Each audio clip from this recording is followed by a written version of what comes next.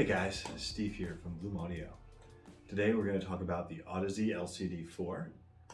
The LCD-4 is Audeze's flagship planar magnetic headphone, and it's priced at nearly $4,000, making it pretty close to the Summit of Summit Fi headphones.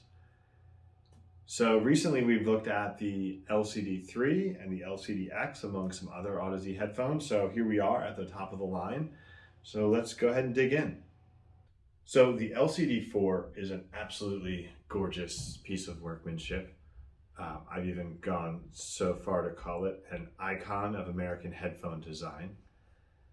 The metal and carbon fiber for the frame, the chrome here, the use of this ebony wood, highly finished wood, and of course the leather, just all comes together and makes it just a really incredible looking headphone. But it's also got this weight and heft to it, a sturdiness, and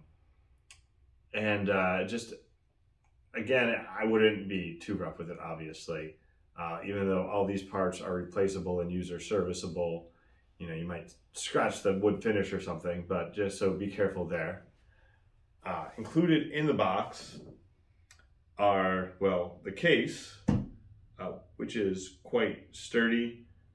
Your headphones are going to be pretty well protected in here. We get Audeze's upgraded cable here.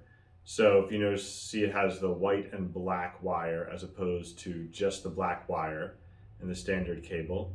So this is an upgrade in look and feel, and also in materials and components over the standard cable. Now, in terms of comfort, I think you get just a moderate level of clamp force that's just right between the way the suspension system and the ear pads are designed. The overall weight is pretty heavy. I find the weight to be well distributed. So it's kind of one of those your mileage may vary things. You might find it just heavy on your neck or tension in here. So just, if you're sensitive to heavy headphones, just be aware this one's pretty heavy.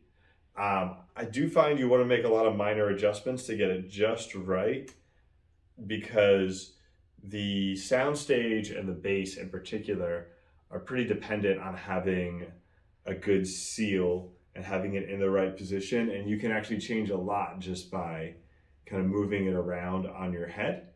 So yeah, so you definitely want to make sure you have a good seal around your ears for optimal positioning.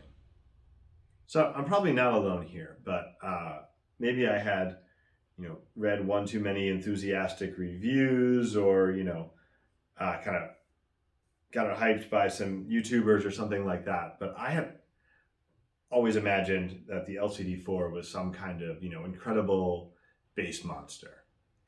And while it definitely has some powerful slam and really dynamic physical properties, it's not really, it's really neutral in terms of its overall tuning, where there is a great physical response in the bass, but in terms of the actual emphasis, that's the very neutral sound that's very linear from the bass up into the mids,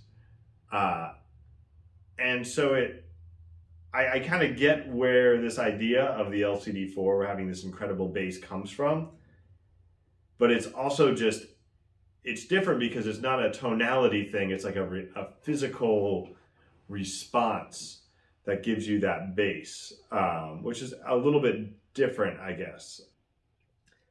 And then, yeah, the highs are another aspect of that, I think, where the highs are pulled back a little bit, but it's in a tasteful way, where one, I do think it gives you more room to push the volume to really get that physical response from the bass.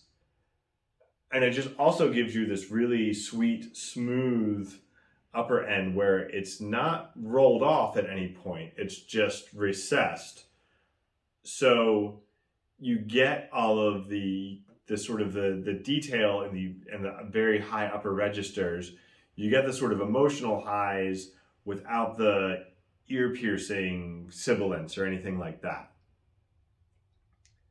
So another thing is the speed, where the LCD4's response is just incredibly fast, and you get that physical, powerful response along with the speed. I think that's from a sort of an engineering, technical perspective, I think that's probably one of the most impressive things about the LCD4 is that combination of the speed and response and the transient response and the physical nature of its presentation. So along with all of that, the LCD4 just has this incredible realistic sense of space, that with the soundstage and the imaging, it presents this huge immersive 3D image, but it also does this with a very natural timbre. And so it has all of these pieces put together in a way that is, again, it's realistic and immersive when you're listening to it. Now, one note here is the LCD4 absolutely needs to get enough power to get all these things that I was just talking about, the physical response and the speed and all of that, where, if you've heard the LCD4, with a Dragonfly or just plugged into a laptop or something like that, or even most DAPs, you didn't really hear the LCD4. The minimum that Audeze wants you to have is, I think it's the 200 ohm headphone, and they say the minimum is 100 milliwatts, with the recommendation being 500 milliwatts.